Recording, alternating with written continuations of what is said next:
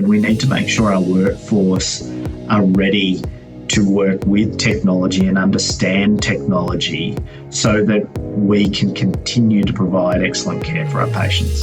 I'm Dr. Louise Messara. Welcome to Season 4 of the Future Health podcast, Future Proof, a podcast about the future ways we will work, the work we will do, and the impact of technology and scientific innovation on the future of the healthcare industry. We have a fantastic lineup of guests this season as we cover topics ranging from life-saving cars to robot lawyers and even diagnostic t-shirts. So go ahead and like, share, or subscribe now so you don't miss a thing.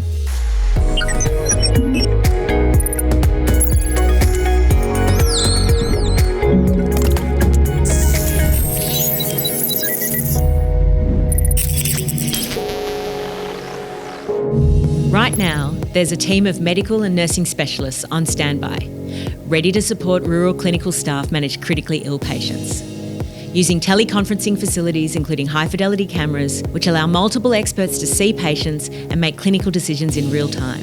New South Wales Health is extending the reach of emergency, intensive care and other specialist expertise to cover a geography the size of Germany from home and office locations throughout the state. And this team has been working in this way for over a decade. But when I talk about virtual care, I think most people probably conjure up thoughts of a phone or video link to their GP to get a repeat prescription without having to go into the clinic. Certainly outside of rural and regional Australia, virtual health has been on the edge of mainstream healthcare delivery. But in March 2020, as COVID-19 left patients and clinicians grappling for ways and tools to safely continue to access and deliver care, many clinical services turned to virtual models. During Australia's first COVID wave, there was an exponential increase in the number and breadth of healthcare services delivered virtually.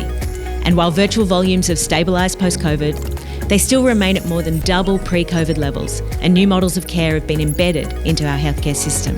While necessity has proven to be the mother of virtual health adoption, the speed of the growth of the sector has led to some questions around recruitment to clinical roles, training and education, the development of professional guidelines and resources, the quality of care and clinical outcomes, patient and family satisfaction, as well as issues of data, protection, privacy and confidentiality. Today we talk to a frontline leader in virtual healthcare about the issues raised by this growing trend and his long-term vision for healthcare delivery in the virtual space. I'm Dr. Louise Messara and this is Future Proof. Dr. Shannon Knott is a recognised leader in virtual healthcare and led the New South Wales COVID-19 virtual care response as the clinical lead of the virtual care community of practice and as clinical director of the New South Wales Health Virtual Care Accelerator. Dr. Knott also works as the rural director of medical services for the Western New South Wales Local Health District, where he oversees the medical and clinical management of 35 rural and remote hospitals, and somehow manages to also work as a rural generalist, undertaking primary care services in remote communities across far west New South Wales, providing retrieval services with rural New South Wales and the Royal Flying Doctor Service. A busy man who is generously sharing his time with us this morning. Hi, Shannon. Hi, Louise. Thanks for having us here. You're a clinical and thought leader in the world of virtual healthcare in New South Wales and have been over the past decade. Can you tell us a little bit about the virtual care services you're directly involved in and maybe outline for our listeners something around the breadth of the virtual services that are now available in New South Wales Health? Yeah, sure. So I think one of the components when I think about the virtual services that I've been involved with or am involved with currently is that I'm very lucky and fortunate to be a clinician providing virtual care, and we do a lot of that with the Royal Flying Doctors Service into rural and remote communities.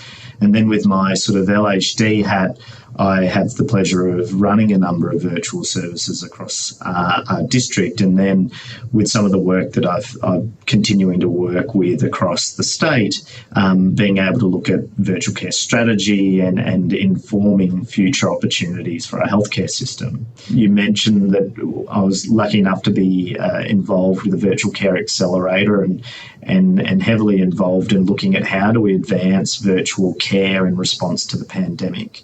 And if we take our minds back to 2020, there was a significant, uneven playing field across New South Wales Health in readiness to uplift and adopt virtual models. Some districts have been thinking about this and doing it and did the transition very seamlessly.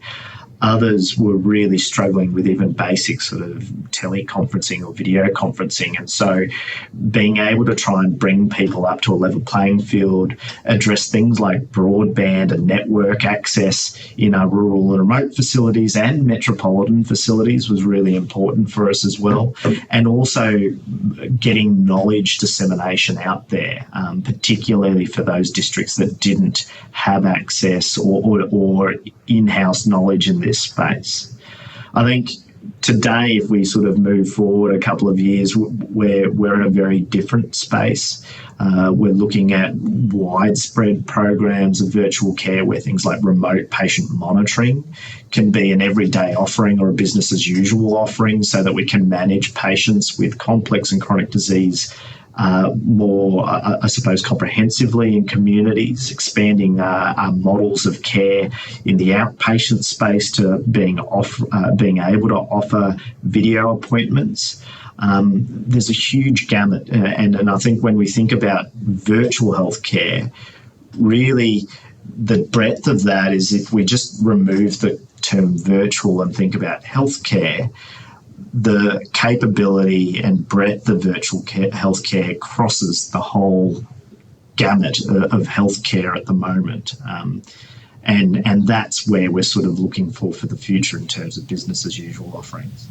So, Shannon, I mean, obviously there was a necessary explosion on the back of COVID-19 and maybe that fast-tracked and broke down a lot of barriers around people's acceptance of we'll still say virtual healthcare, but I take your point. Have you been surprised at the willingness of clinicians and patients and health services to really look to continue with the sort of virtual services and really embed those as a core part of business? I think the big thing for me, in short, it isn't a surprise. I've been fortunate enough to look at other health systems internationally and the maturity of some places that were well ahead of Australia. And I think the surprise for me is how quickly we were able to adapt and how quickly now we're moving on, building on that sort of foundation that was set in some circumstances prior to COVID, but certainly in terms of broad uplift, you're right, COVID made a significant impact in this space. And so the surprise for me is not that this was taken up and that we've started looking at opportunities in this space. I think the surprise is around the sustained momentum that we've got, and also the commitment of clinicians, patients, administrators to be able to look at how can we really supplement healthcare in a way that we, I suppose, tick the boxes across the quadruple aim in value-based healthcare. How does virtual allow us to wrap care around patients better? How do we improve patient journeys? How do we improve clinician experience? And how do we use evidence to design new ways of working that address some long-standing challenges we've had across the healthcare system? Whenever you are a part of any new innovation, there are always going to be the skeptics. And I again, this isn't new, certainly in New South Wales, but some of this sort of the broader approach that you're now talking about is new. When people hear that virtual healthcare, they hear about virtual healthcare, often hear them talk about, well, face-to-face is the gold standard. Do you think they're right? Is face-to-face always going to be the gold standard and this is an alternative? Or, do we just drop virtual when we're talking about these new services? Yeah, so I think that the answer is depends on context, right? And so like anything, as we build evidence base, there will be circumstances where I see that virtual may be a frontline offering. And so when I think about, or I speak with colleagues that say face-to-face is gold standard, there's multiple scenarios that crop up in my head and go, well, is it really? So the patient that lives out the back of Moree somewhere that has to travel hours and hours to do a follow-up appointment where a clinician simply runs through test results and doesn't do an examination? Is that gold standard? Is it gold standard for us to make people, if you think about our outpatient environment, tell everybody to turn up at 9 o'clock when 30 or 40 people literally can't be seen at the same time? And so we have set up healthcare in a way where over decades or centuries we've sort of designed a system of the consumer comes to us and it's acceptable to make them wait. It's acceptable to sort of put them in environments that for some people it's quite a scary and daunting aspect. And we've seen moves in more contemporary times around making sure that we have patient-centred care. And I think no one would argue that patient-centred care is not the gold standard. It's just how do we do that. The other component that I think of when we think of gold standard is, well, in resource-poor settings where we don't have access to large numbers of multidisciplinary teams, and we know that care is best served by having multiple health professionals. In environments where we're resource poor and don't have those people, virtual allows us to cross that bridge and address some inequities that, due to constraints around sustainability in our system and geography and distance, we're able to bridge that. But we also should think about that in the context of not just rural and remote, but there are places in metropolitan Australia where in certain wards in some of our quaternary centres, we don't have that access to multidisciplinary care either. And so virtual can supplement the care that people are receiving so that we can leverage and utilise evidence-based medicine regardless of where someone lives or the ward that they're placed on if they end up in hospital. Shannon, even in very sort of resource-rich domains, there's increasing utilisation of virtual healthcare. I'm thinking about, sort of the Cleveland Clinic overnight ICU services, for example, where, there's sort of a brains trust supervising a large number of patients over a multitude of facilities. In your experience in the environments that you sort of have travelled through and seen, are you envisaging a future where perhaps fewer clinicians are overseeing larger numbers of patients under this sort of a virtual model, even in, metropolitan centres where we're not as strapped in terms of human resource? Yeah, absolutely. So the capability and capacity of technology to supplement and support the way we do care will inevitably create efficiencies in the way that we do things, and not just efficiencies from a sort of organisational sense, but also in efficiencies in the way that care is delivered in terms of being able to deliver safe and high quality care.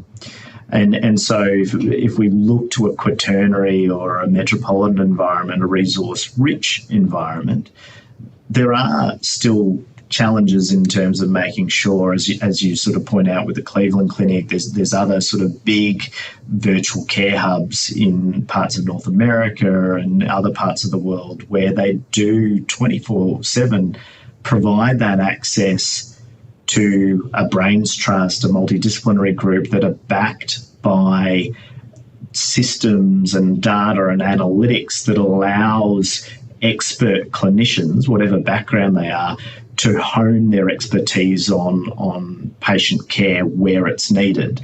Being able to embed virtual models allows us to make sure that we've got well-supported clinicians in those places, but also ensure that our patients have extra layers of safety netting, I suppose. So people being able to sit out on the balcony view in a virtual environment and be able to review patient care, look at patients that may be deteriorating. And if you think about clinical governance systems and safety and quality systems, there's still consistent amount of patient harm that happens because people fail to recognise and appropriately manage clinical deterioration. And there are ways in which technology has started being able to provide in an evidence-based way an extra safety net. So early warning scores, ability to provide flags around remote inpatient monitoring as opposed to the outpatient space. So in short, I think the way we deliver care will change as healthcare has changed with technology naturally. It will continue to evolve, and we need to make sure our workforce are ready to work with technology and understand technology, particularly things like artificial intelligence, so that we can continue to provide excellent care for our patients. What are the type of doctors that you're currently attracting into virtual healthcare? Are they coming from particular backgrounds and specialty areas? I think if we look at a lot of the programs, and if I think about our district, the types of doctors that are embracing this come from a whole gamut of backgrounds. And I shouldn't just say doctors either. We've got nurses and allied health staff really embracing this, and some of the programs being run by clinicians outside of medicine are incredibly important in terms of being able to improve patient safety and quality. But when I look at the types of people that embrace this space are ones that are committed for our rural environment, are committed to rural and remote healthcare and being able to address some of the long-standing challenges. I think you've also got people that are natural innovators who want to be able to be part of a solution to long-standing challenges or develop new models of care. And I think also just expert clinicians who see this as an evolution of the way they practice. And so I don't think people fit into one box. It is across the system. And I think the main thing is that for anyone taking this up, that they're well supported. So designing the sort of the healthcare, the bucket of skills that you're looking for in, as you say quite rightly, doctors, nurses, allied health, any clinicians that are working in this space, are there particular sort of values or behaviours or skills that are rising to the top in what it is that you're looking for in this in these individuals? So when I employ predominantly doctors for virtual care roles in our region, some of the key components that I look for, and generally the ones that do well, are people who are naturally very good at communicating, who have fantastic bedside manner, who can adapt and change, are reflective practitioners as well in terms of looking at ways they can improve, because it's not like you've got this bank of people who've been doing this their whole careers. It is still relatively new. And so those people that have very strong communication skills are incredibly important. The other thing is depending on the model that you work. So some virtual models work in hubs where we're all essentially co-located and we're just providing care remotely. There are some models that we run where people are distributed geographically across the country. And so having people, like any job, that you know will gel to a team culture, a way of working, that are going to contribute in a way that they don't need to be sort of under the nose of a clinical lead or a director or that type of thing is really important. And then the other aspect is those clinicians that are heavily committed to quality improvement are the ones that I think are doing incredibly well in my experience, because they're the ones that see the faults and the shortfalls of programs, but also can contribute to improvements moving forward. So with the explosion in the range and the breadth of these services, obviously recruitment, as you alluded to before, has also had to sort of keep pace. Has the clinical education and training been able to keep up? I'd like to say that the system was able to catch up, but the reality is I don't think we have prepared our workforce today to work in the way in which we need them in a virtual care space. I think that has been an area that there are pockets of excellence, largely driven by individual departments or individual districts where they had invested in this heavily. And even if you look at the university sector, few universities had embedded sort of for clinicians that clinical skill set to say we need to make sure that you're right for a virtual or telehealth environment as well. And so I think we have been behind, but part of what we're aiming to do is move forward in a way that allows us to look at a multi-sectoral approach to this. One being that from a New South Wales Health perspective, working very closely with HEDI to be able to design programs that allow us to get people to a foundational level of comfort around what are your obligations, how do you set up, how do you optimize video, how can you be a reflective practitioner to understand some of the shortfalls on the patient side of things, what documentation might look a little bit different. And so those suite of initiatives are being developed as part of the virtual care strategy for New South Wales Health at the moment. Within that, also thinking about with our workforce heavily involved in this, how do we feed back to the university sector to say for our healthcare professionals of the future, for them to be job ready, this is a core component of it.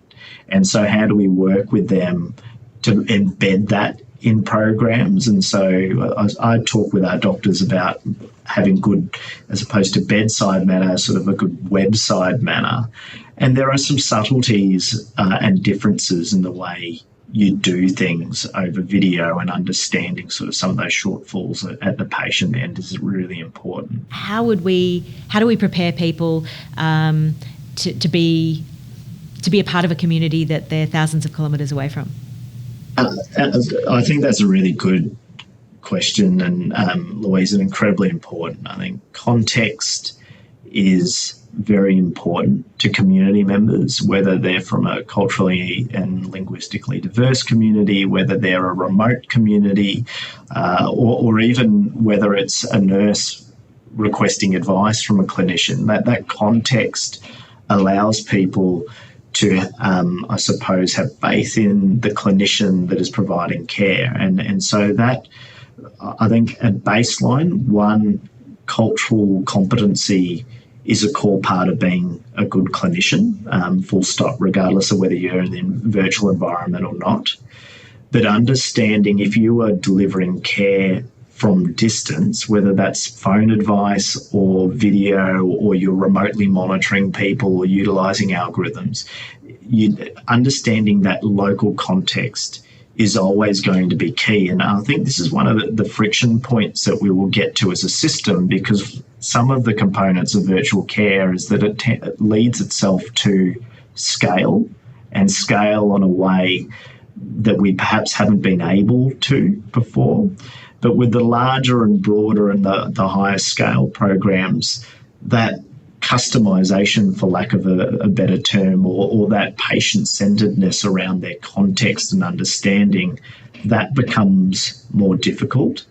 And I think there's going to be healthy conversations around how do we get the balance right between scale, efficiency, sustainability, and being able to be cognizant of what the requirements are locally. So I suppose an interesting discussion point is, are there enough new clinical and non-clinical skills packaged up for a clinician working in virtual care that we need to really be envisaging a new specialty in medicine evolving?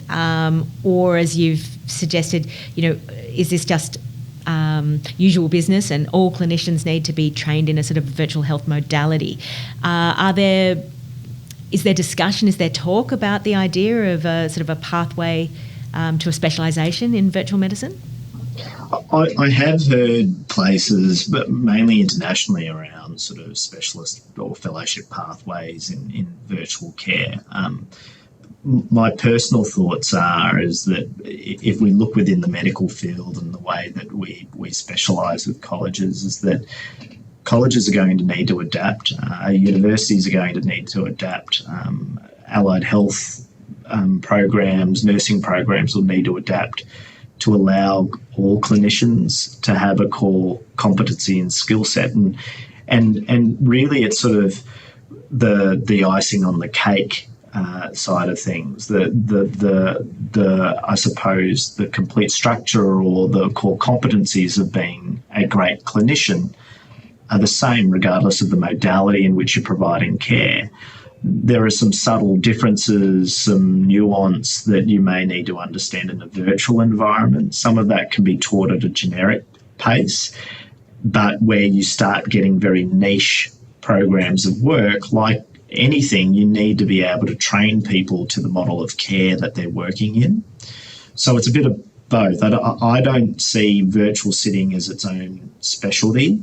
I see it certainly being a core competency for clinicians as an offering by any training body.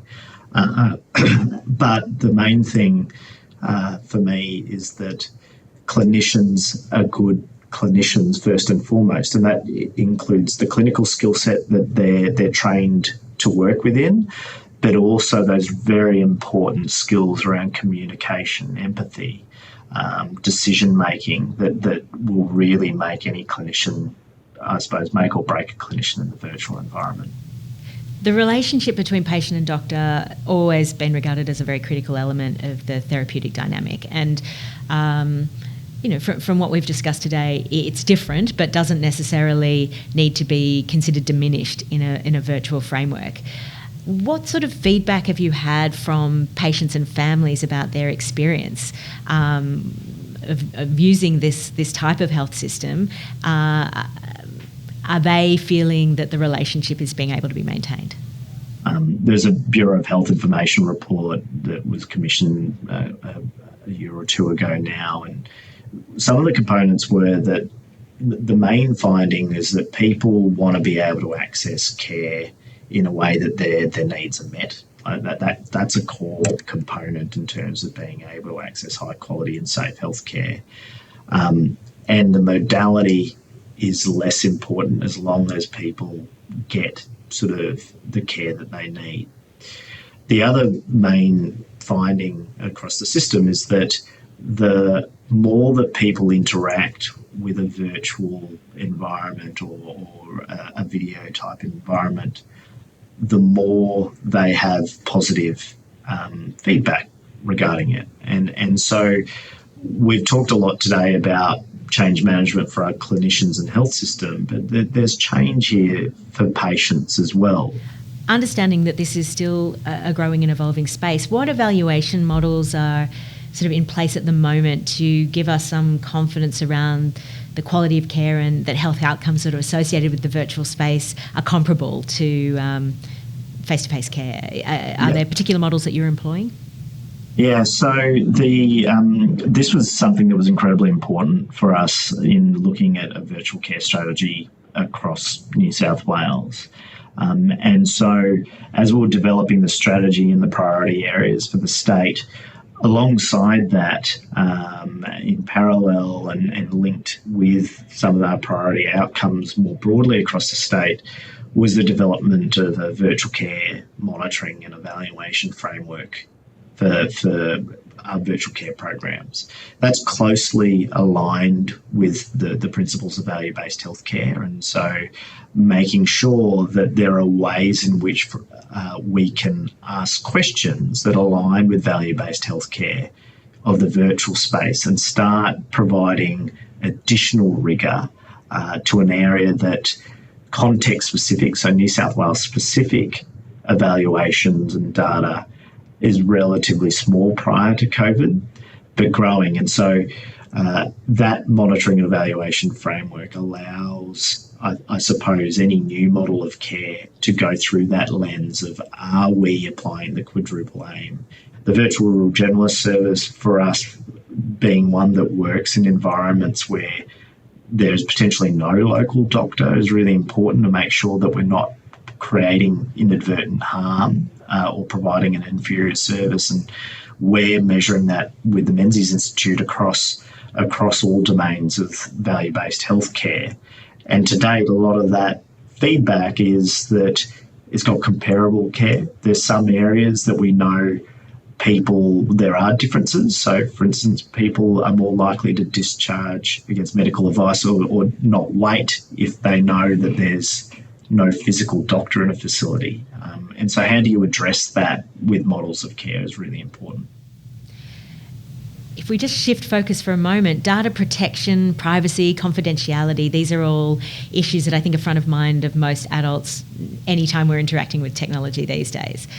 And particularly around sensitive clinical information. How are patients responding to the idea that their data is being collected, and how is data collection and data privacy being managed in the virtual health service space?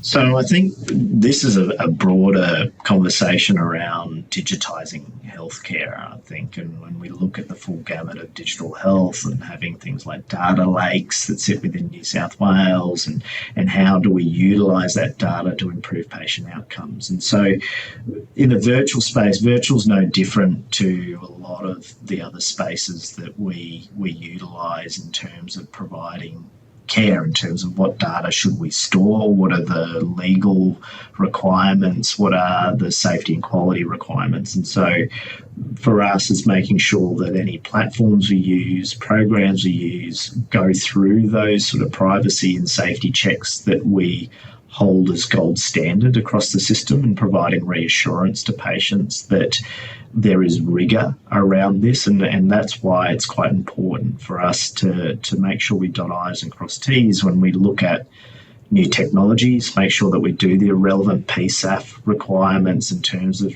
privacy, safety, security. But also I think there is a role which links back to some of that workforce questioning and discussion, is that we need to make sure that if our patients are worried about this, that clinicians understand how we can explain to patients what's going to happen with their data, what's happening. So on a video conference, that we're not recording this is a live feed, this is a secure platform that's been tested by New South Wales Health, because these are important questions for many, not all. I think a lot of patients do make assumptions that their data is shared with to improve their healthcare. I think we've all, as clinicians, had moments where you speak with a patient and you ask them about their background history and they say, oh, it's all on the computer, but it's not. And so I think data, safety, privacy is going to continue to be a field where we need to invest in, particularly in an environment where cyber security is incredibly important and will continue to be. And that's the same for in-person care. Shannon, virtual healthcare, it feels like it's really reaching out and opening sort of virtual doors to our own healthcare system to so many more patients. And equity of access is obviously a huge issue, particularly in Australia. But the reality is we still know there are parts of the community where smartphones aren't in everybody's hands, where there is no Wi-Fi or reception is terrible. How do you approach this sort of question of equity of access when you think of it sort of through a social justice lens? Yeah, it's a great question, Louise, because I think a lot of people automatically assume that the use of virtual care models or utilising virtual care as a modality addresses inequity. And for a large part that can be true, but we do need to be mindful that as this is embedded, particularly as a business as usual offering, we can inadvertently create additional inequities of the haves and haves not. And I think your points around access to Wi-Fi, broadband, even payment of being able to pay for devices that allow us to access video call or access our own health information. Even the fact around differences around understanding of health literacy and getting information out around how patients can access their care. There are a number of areas that if we don't think carefully through, we can inadvertently cause inequity across the system. I think as we design models of care, and so for example, with remote patient monitoring into the home, we've had extensive conversations about how do we do this in an environment where people may not have the data, may not have the broadband, may not be able to bring their own devices? How do we still allow these individuals, how do we allow these patients access to care that people that can afford it? And so some of that, so for the remote patient monitoring process, part of our procurement is procuring devices that we can provide and manage, that we can get out and deploy into places that can also work on low bandwidth settings, that can upload information over time.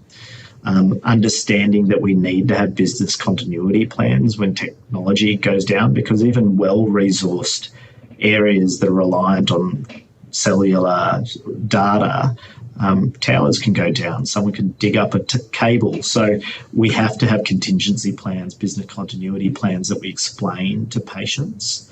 And that's where the telephone is not going to be obsolete technology. Some of what we need to do is understand the use cases for that and where video is more beneficial. If we don't have access to video conferencing, how do we use telephone in a way that still contributes to improving patient care? But also, how do our clinicians make decisions and understand when, okay, I've done what I can here, and because of technology or because of connectivity or whatever it is, or patient clinical symptoms, we need to switch to a different modality. And that may mean a home visit by a community nurse. It may mean we do need to bring you into hospital. So I think just understanding that's going to be important for us. Dr. Shannon Knott, thank you so much for your time this morning. It's an exciting space, and your vision for this whole virtual world is exciting for all of us to watch. Thank you very much. Thanks, Louise. Go ahead and like, share, or subscribe now so you don't miss a thing.